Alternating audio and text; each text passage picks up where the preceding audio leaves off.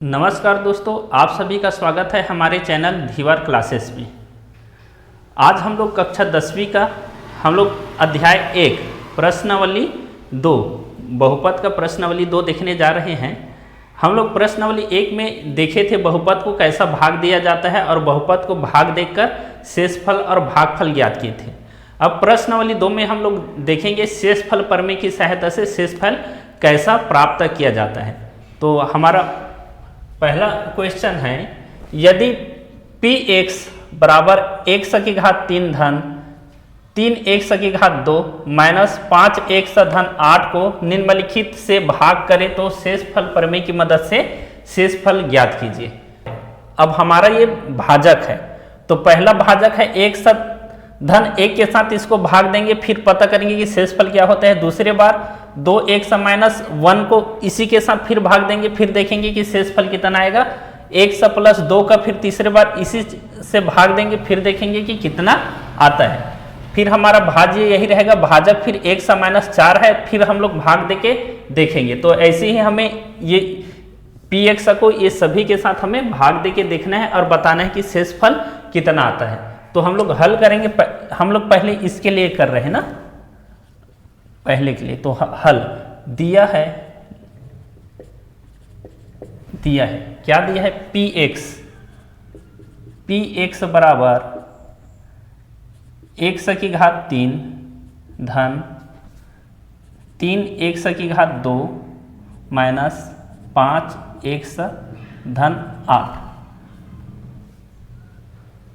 ये भाज्य है। अब भाजक को हम लोग देखो, ये px है तो भाजक को हम लोग लिखेंगे gx कितना दिया है हम लोग इसके लिए दिख रहे हैं पहले के लिए, तो 1 धन 1 लिखेंगे, माना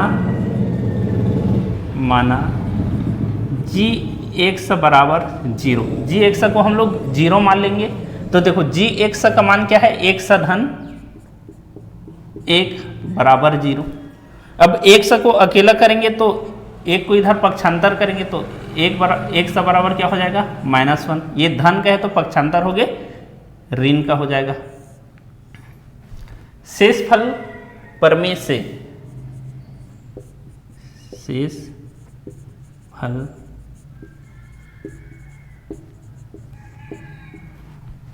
x का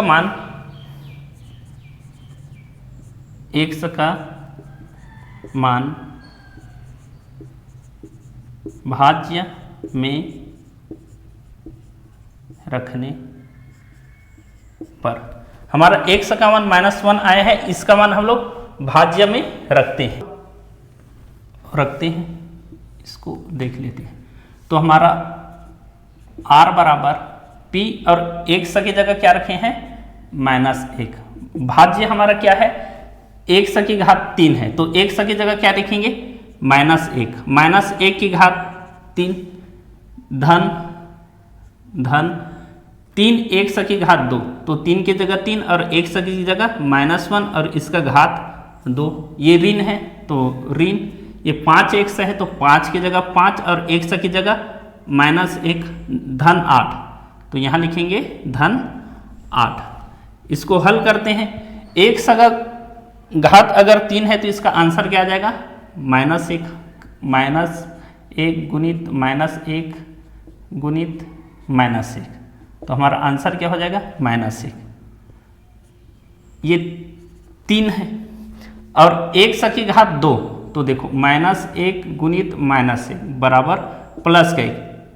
अगर देखो माइनस करेंगे, कोई संख्या आपस में गुना करेंगे और माइनस संख्या अगर विषम बार आता है तो इसका आंसर भी माइनस में आ जाएगा, और किसी संख्या को गुना करते हैं और उसमें माइनस का चिन्ह सम बार आया हो तो उसका आंसर प्लस में रहता है। तो देखो -2 बार है, सम बार है 1 रहेगा, प्लस रहेगा, और ये विषम बार है तो माइनस रहेगा। तो ये हमारा क्या हो जाएगा, यहाँ 1 हो जाएगा। देखो -5 का गुना -1 के साथ करेंगे, 5 एकम 5 धन का 5 और ये धन का 8। फिर हल करते हैं, ये -1, देखो 3 एकम 3, ये 5 और ये 8, 8 5 13, 13 और 3 16, तो ऋण का 1 और धन का 16, तो 16 में 1 घटाएंगे तो 15। तो यही हमारा क्या है, आंसर है। अतः शेषफल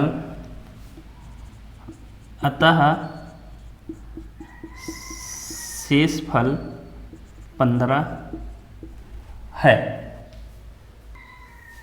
आप लोग को ये कॉन्सेप्ट समझ में आ रहा होगा और अच्छा लग रहा है तो चैनल को लाइक कीजिए और सब्सक्राइब कीजिए।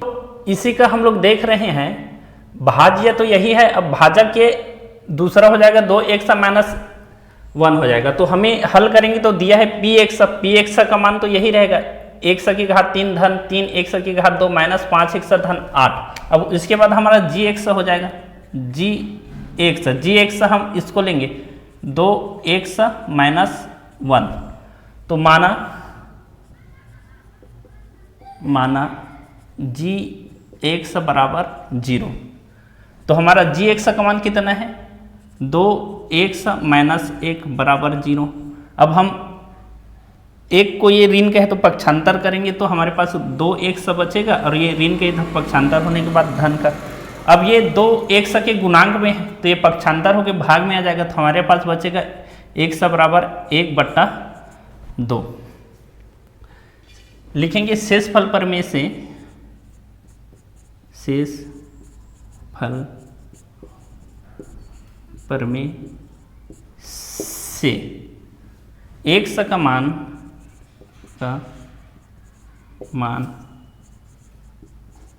भाज्य में रखने पर, x का मान है उसको हम लोग भाज्य में रख देंगे। भाज्य हमारा ये दिया है, भाज्य ये दिया है तो हम लोग r बराबर p और x कितना आया है 1/2। तो x की जगह क्या लिखेंगे 1/2। अब हमारा भाज्य ही किसके बराबर है, इसके बराबर है। x की घात 3 है तो x का मान कितना आया है 1/2। तो हम लोग 1/2 की घात 3 धन 3 है और x की घात 2 मतलब 1/2 की घात 2 माइनस 5 है।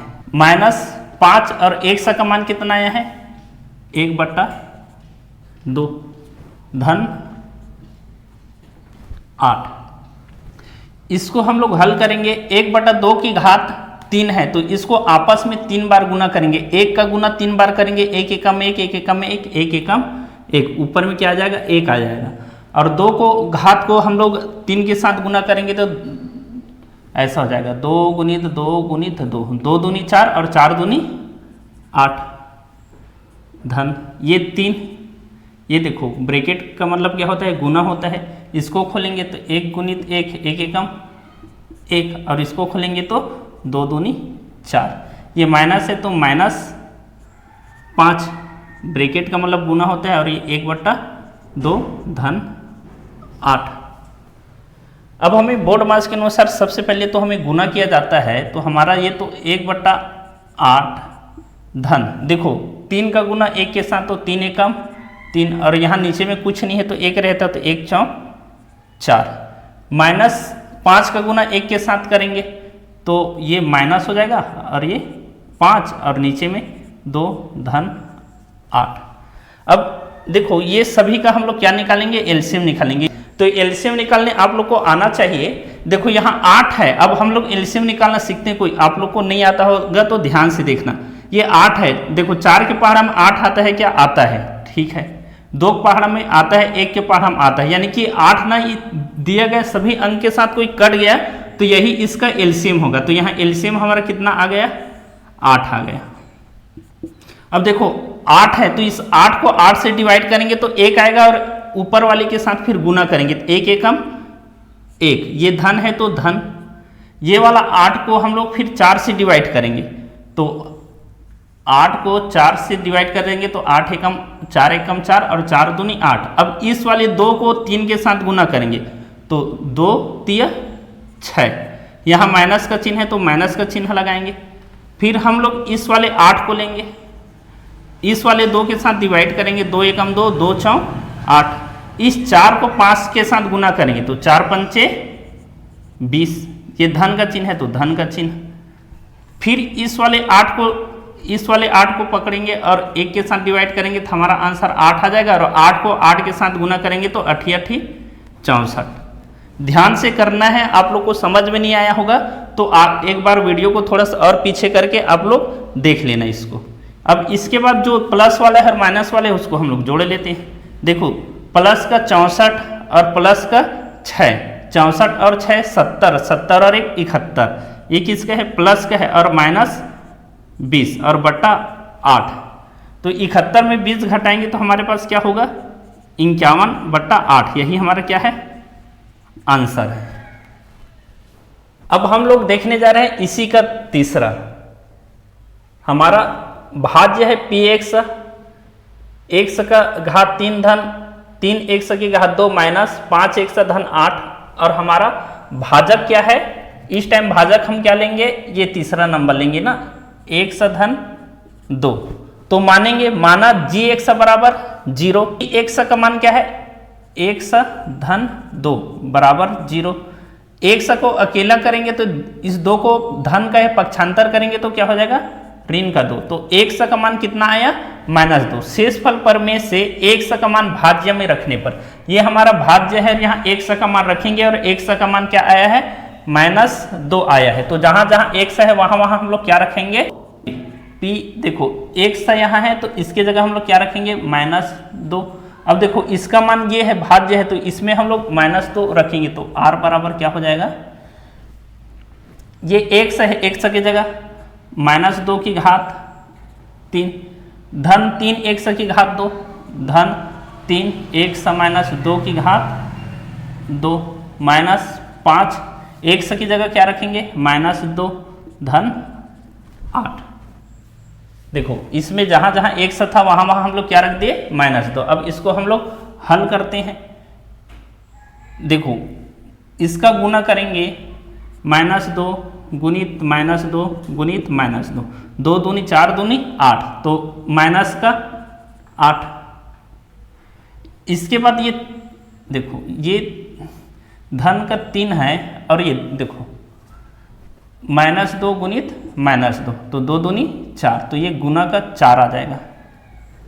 अब ये देखो -5 और -2, 5 दूनी 10, तो प्लस का 10 और ये किसका हो जाएगा प्लस का 8 हो जाएगा। हम लोग जो प्लस वाले हैं उसको जोड़ लेते हैं। पहले देखो ये गुना करने थे, इसको एक बार और कर लेते हैं। प्लस 3 चौक 12 धन 10 धन 8। देखो इसको जोड़ते हैं, 8 में 10 जोड़ेंगे तो 18, 18 और 12 30, और 30 में हम लोग 8 घटाएंगे तो हमारे पास क्या बचेगा 22, और यही हमारा आंसर है। अतः शेष फल 22 है।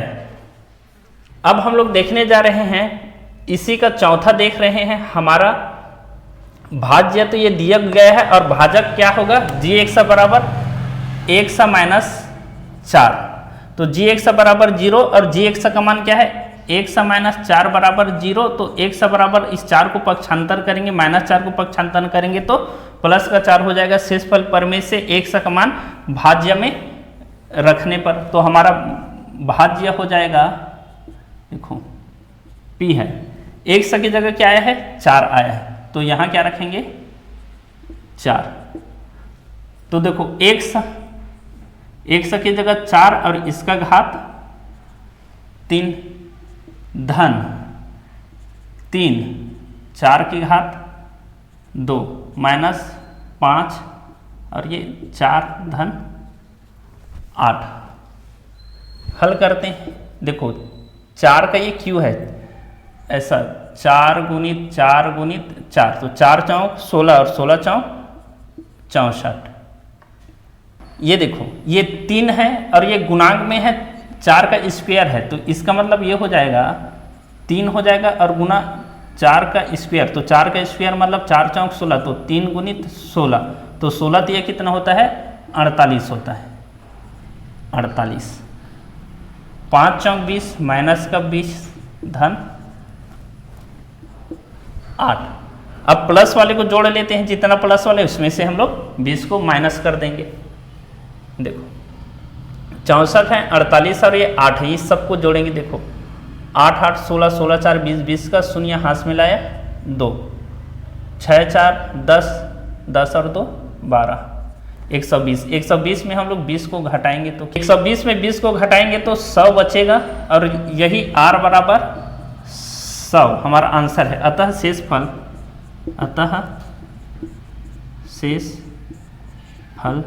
100 है। अब हम लोग देखने जा रहे हैं इसी का, हमें भाजक में 1 सा धन 1/3 रखेंगे ना, भाज्य तो हमारा दिया है तो भाजक बराबर क्या रखेंगे 1 सा धन 1/3। तो g1 माना g1 सा बराबर 0 हो जाएगा, 1 सा धन 1/3 बराबर 0। 1 सा को अकेला करेंगे तो ये देखो ये धन गए तो इधर पक्षांतर होके ऋण का 1/3। शेष फल पर में से 1 सा का मान भाज्य में रखने पर ये हमारा p1 सा भाज्य दिया है।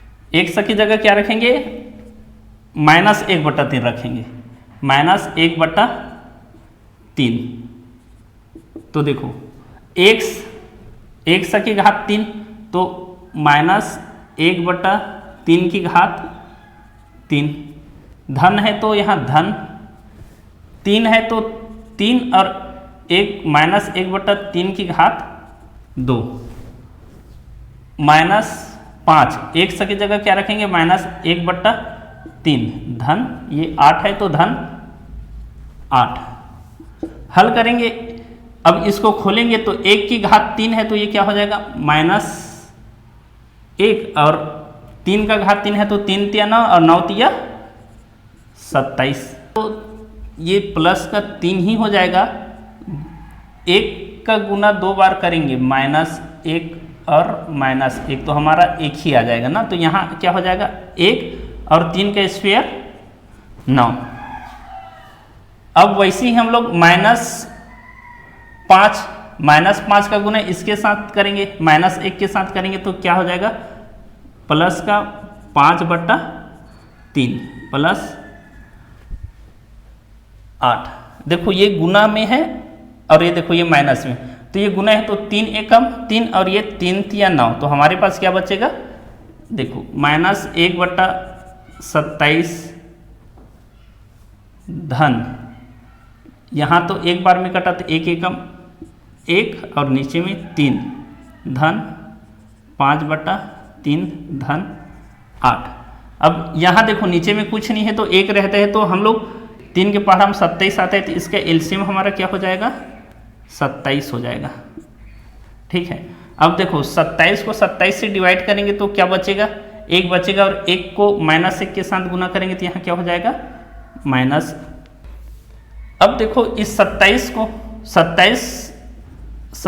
को 3 से डिवाइड करेंगे, 3 एकम 3 3 निया 27। इस 9 को 1 के साथ गुना करेंगे तो 9 एकम 9, ये धन का चिन्ह है तो धन का चिन्ह। फिर वही 27 है, 27 को 3 से डिवाइड करेंगे तो 9 आएगा और 9 को हम लोग 5 से गुना करेंगे तो 9 पंचे 45, ये धन चिन्ह है तो धन। यहाँ कुछ नहीं रहता है तो 1 रहता है तो हम लोग 27 को 1 से डिवाइड करेंगे तो क्या हो जाएगा 8 गुणित 27 करेंगे तो इसका देखो 8 सत्ते 56, 56 का 6 हाथ में लाया 5, 8 दूनी 16, 16 और 5 21 हमारे पास आ जाएगा 216।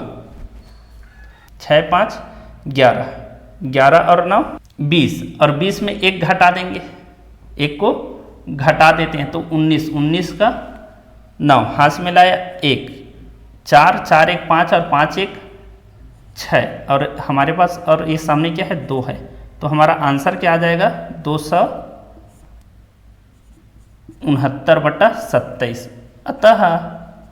अतः शेष फल 269/27 होगा। प्रश्न 2, निम्नलिखित में जांचिए कि क्या g(x) p(x) का एक गुणनखंड है। हमें जांचना है कि g(x) p(x) का एक गुणनखंड है। g(x) p(x) g(x) यानी कि भाज्य भाजक का गुणनखंड है कि नहीं। तो g(x) p(x) का गुणनखंड कब होता है जब हम भाज्य को भाजक से गुना करते हैं और शेषफल 0 आता है तो g(x) p(x) का गुणनखंड होता है। तो हम लोग शेषफल प्रमेय के से हम लोग देख लेते हैं कि शेषफल इसका 0 आएगा। अगर शेषफल 0 आता है तो ये इसका एक गुणनखंड कहलाएगा। तो हल करते हैं। ये दूसरे का पहला है तो हमें दिया है पी एक्स बराबर क्या दिया है, एक्स की घात 3 माइनस 4 एक्स की घात 2 धन एक्स धन 6। और हमारा जी एक्स क्या दिया है, एक्स माइनस 3, तो माना जी एक्स बराबर 0, एक्स माइनस 3 बराबर 0। तो एक्स बराबर क्या हो जाएगा, ये पक्षांतर हो गया, इधर चला जाएगा तो ये ऋण का धन का 3 होगा। शेषफल प्रमेय से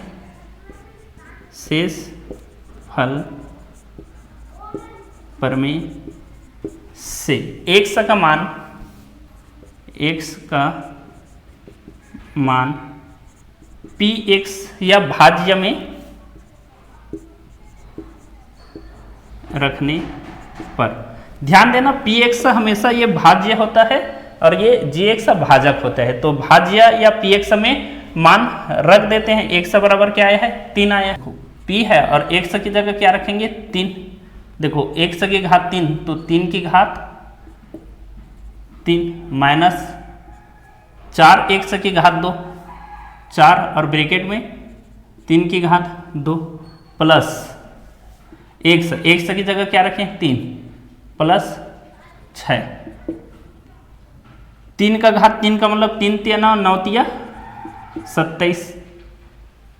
अब देखो ये माइनस 4, 3 का स्क्वायर 3 तिया 9 धन 6 और 3 9, ये 27 हो गया और 9 4 36 माइनस का 36 और ये धन का 6। अब देखो 27 ये धन का है और ये भी धन का है तो धन और धन को जोड़ लेते हैं, 27 और 9 क्या होता है 36 और ये ऋण का 36, तो ये 0 आ गए। तो देखो शेषफल हमारा क्या आ रहा है 0 आ रहा है शेषफल। तो अगर शेषफल 0 आ रहा है तो हम लोग कह सकते हैं जी एक्स पी एक्स का गुणनखंड है। हम लोग लिखेंगे अतः शेषफल बराबर 0 है इसलिए जी एक्स पी एक्स का गुणनखंड है। अब हम लोग प्रश्न 2 का दूसरा देखते हैं। जी एक्स बराबर एक्स धन 1 तथा पी एक्स बराबर 2 एक्स की घात 3 धन एक्स की घात 2 माइनस 2 एक्स धन 1 है। तो हल करेंगे,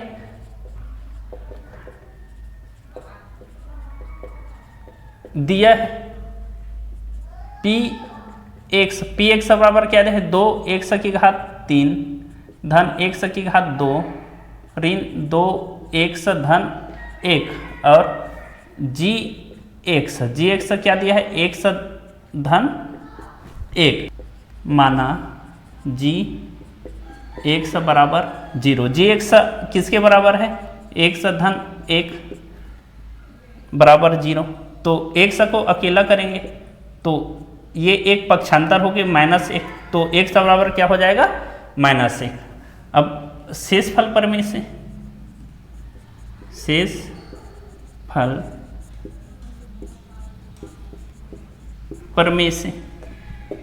प्रमेय से एक्स का मान पी एक्स में रखने पर, एक्स का मान पी एक्स में रख देते हैं। पी एक्स क्या दिया है, देखो पी है और एक्स की जगह क्या आया है -1 बराबर, ये देखो ये 2 है तो 2 की जगह 2, एक्स की जगह क्या है -1 की घात 3 धन का धन एक्स की घात 2 -1 की घात 2 माइनस 2, एक्स की जगह क्या रखेंगे -1 धन 1। हल करते हैं, 1 की घात 3 है तो इसका आंसर क्या हो जाएगा 2 गुणित -1। अब देखो एक्स की घात 2 है तो इसका आंसर +1 आ जाएगा। 2 का गुना 1 के साथ करेंगे 2 एकम 2 और ऋण धन का 2 और ये धन का 1। देखो 2 का गुना 1 के साथ करेंगे तो 2 एकम 2, ये माइनस का 2 धन का 1 धन का 2 धन का 1। ठीक है, तो इसको आपस में जोड़ते हैं तो ये क्या हो जाएगा -2 और ये इसको जोड़ेंगे तो क्या हो जाएगा +4। तो हमारे पास 2 बचेगा। तो शेषफल क्या आया है 2 आया है। अतः शेषफल बराबर 2 है, इसलिए gx px का गुणनखंड नहीं है। अगर शेषफल 0 रहता तब उसका गुणनखंड होता। देखो प्रश्न 2 का तीसरा देखते हैं। gx बराबर 1 माइनस 2, px बराबर 1 की घात 4 माइनस 1 की घात 3 माइनस 1 की घात 2 माइनस 1 माइनस 2। तो हमें दिया है px बराबर 1 की घात 4 माइनस 1 की घात 3 माइनस 1 की घात 2 माइनस 1 माइनस 2 और gx दिया है 1 माइनस 2। तो माना gx बराबर 0, gx का मान क्या है 1 माइनस 2 बराबर 0। 1 को अकेला करेंगे तो ये ऋण का पक्षांतर होकर धन आ जाएगा। तो शेषफल प्रमेय से 1 का मान px में रखने पर, तो जहां जहां हमारा 1 है वहां क्या रखेंगे, प्लस का 2 रखेंगे। तो देखते हैं ये p है और 1 की जगह क्या रखेंगे 2 बराबर 1 की जगह क्या रखेंगे 2 की घात 4 माइनस फिर किसका है 2 की घात 3 माइनस 2 की घात 2 माइनस 2 और ये माइनस 2 का पावर 4, तो 2 गुणित 2 गुणित 2 गुणित 2, 2 दूनी 4, 4 दूनी 8, 8 दूनी 16 प्लस का। देखो ये माइनस है तो ये माइनस हो जाएगा और इसका 2 गुणित 2 गुणित 2, 2 दूनी 4, 4 दूनी 8, ये माइनस है तो माइनस और इसका 2 गुणित 2 तो 2 दूनी 4 और ये भी माइनस 2 और ये भी माइनस 2। तो माइनस वाले को एक जगह लिख लेते हैं 8 8 4 12 और 12 और 4 16, तो ये प्लस का 16 और माइनस का 16, तो इसको घटाएंगे तो क्या हो गया शेषफल। अतः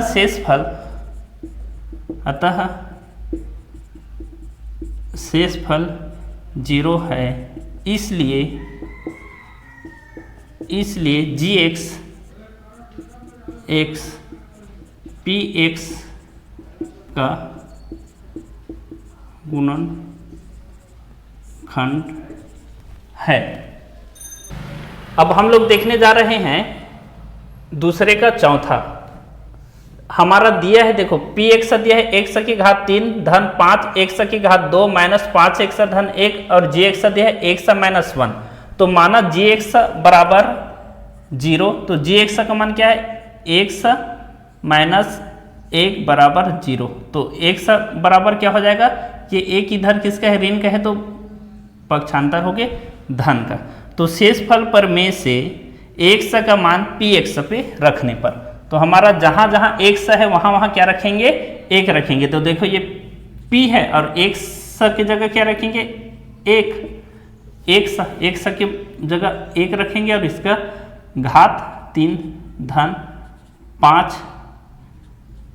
1 की जगह 1 और घात 2 है तो 2 माइनस की जगह माइनस 5 है और 1 की जगह 1 और धन 1। हल करते हैं 1 की घात 3 का मतलब क्या हो जाएगा 1 ही हो जाएगा। देखो ये 5 है और ये 1 की घात 2 है तो 5 एकम 5, तो ये प्लस का 5 ही हो जाएगा। 5 का गुना 1 के साथ करेंगे तो माइनस 5 और धन 1, धन वाले को जोड़ लेते हैं 5 6 7 7 में 5 को माइनस करेंगे 2 बचेगा। अतः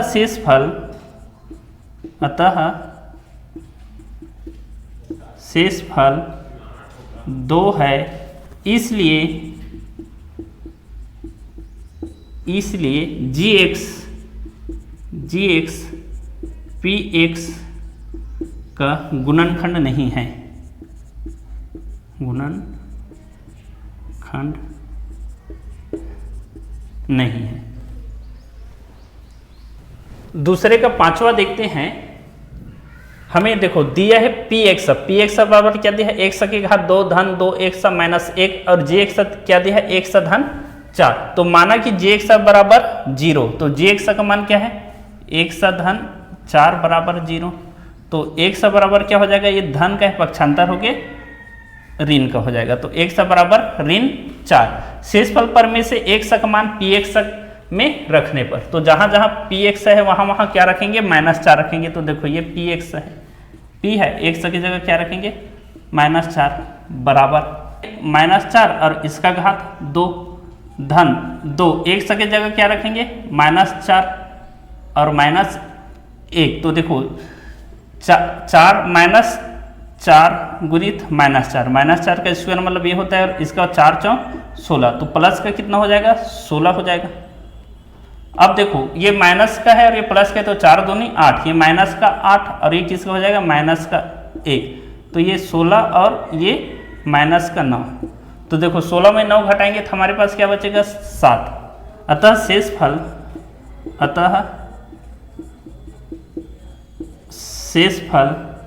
7 है। इसलिए gx px का गुणनखंड नहीं है। दोस्तों इस वीडियो में यहीं तक हम लोग देखते हैं। प्रश्न तीसरा नेक्स्ट वीडियो में देखेंगे। और आप लोग को वीडियो अच्छा लगा होगा तो चैनल को लाइक कीजिए, सब्सक्राइब कीजिए।